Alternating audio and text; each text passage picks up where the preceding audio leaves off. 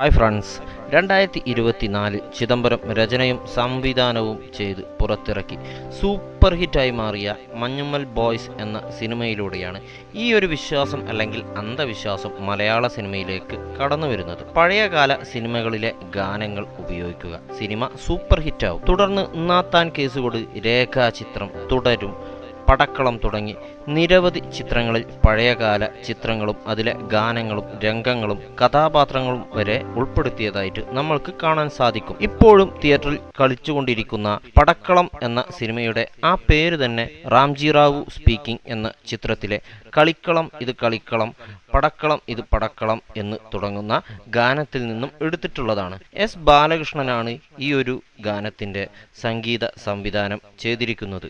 കൂടാതെ AR റഹ്മാനായിരുന്നു ഇതിന്റെ background score ചെയ്തത്. യഥാർത്ഥ ഗാനം അതേപടി തന്നെയാണ് പടക്കളത്തിലും ഉപയോഗിച്ചിട്ടുള്ളത്. പിന്നീട് ഇപ്പോൾ മലയാള സിനിമയിലെ സകലകാല റെക്കോർഡുകളും തകർത്ത് മുന്നേറിക്കൊണ്ടിരിക്കുന്ന തുടരും എന്ന ചിത്രത്തിലേക്ക് വരാം. ശാന്തമി രാത്രിയിൽ എന്ന ഗാനം ഇപ്പോൾ ട്രെൻഡിങ് ആയിക്കൊണ്ടിരിക്കുകയാണ്. യഥാർത്ഥത്തിൽ 1992 ജയരാജ് ചിത്രമായ ജോണി വാക്കറിൽ നിന്നാണ് ഈ ഒരു ഗാനം കടന്നു വരുന്നത്. SP വെങ്കടേഷ് ആയിരുന്നു ഈ ഒരു ഗാനത്തിന്റെ സംഗീത സംവിധാനം ചെയ്തിട്ടുള്ളത്. ഈ ചിത്രത്തിലെ മമ്മൂട്ടിയുടെ നൃത്തത്തിന് ഒരു ട്രിബ്യൂ എന്ന രീതിയിലും തുടരും എന്ന ചിത്രത്തിൽ ഇത് ഉപയോഗിച്ചിരിക്കുന്നതായിട്ട് കാണാൻ വേണ്ടി പറ്റും. ഇനി മഞ്ഞുമ്മൽ ബോയ്സിലേക്ക് വരികയാണെന്നുണ്ടെങ്കിൽ കൺമണി എന്ന ഗാനമാണ് ഇവിടെ വന്നിട്ടുള്ളത്.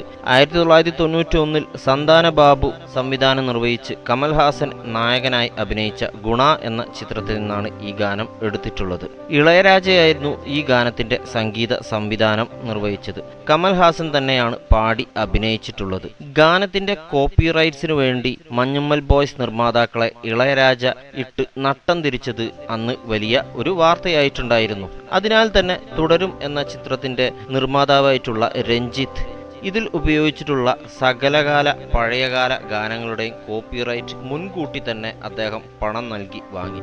അതിനാൽ ഇത്തരം കോപ്പിറൈറ്റ് നൂലാമാലകളൊക്കെ അദ്ദേഹത്തിന് കുറെ ഒഴിവാക്കാൻ വേണ്ടി പറ്റി. കാതോടു കാതോരം എന്ന മലയാള ചിത്രത്തിലെ ഷൂട്ടിങ്ങിനിടയിൽ നടക്കുന്ന സംഭവ വികാസങ്ങളാണ് ഫിക്ഷൻ രൂപത്തിൽ ജെഫിൻ ടി ചാക്കോ സംവിധാനം ചെയ്തിരിക്കുന്ന രേഖാചിത്രത്തിൽ പറയുന്നത്. അതിലെ ദേവദൂതർ പാടി എന്ന ഗാനമാണ് രേഖാചിത്രത്തിൽ ഉപയോഗിച്ചിരിക്കുന്നത്. ഈ ഗാനത്തിന്റെ ഷൂട്ടിങ്ങിനിടയിൽ നടക്കുന്ന കുറെ സംഭവ വികാസങ്ങൾ തന്നെയാണല്ലോ ഈ സിനിമയുടെ കഥയ്ക്ക് ആധാരം. കൂടാതെ ഈ ഗാനം രതീഷ് ബാലകൃഷ്ണൻ സംവിധാനം ചെയ്തിട്ടുള്ള നാത്താൻ കേസുകൊട് എന്ന സിനിമയിലും ഉപയോഗിച്ചിട്ടുണ്ട്. ഈ ചിത്രത്തിൽ ഈ ഗാനം പാടിയിരിക്കുന്നത് ബിജു നാരായണനാണ്.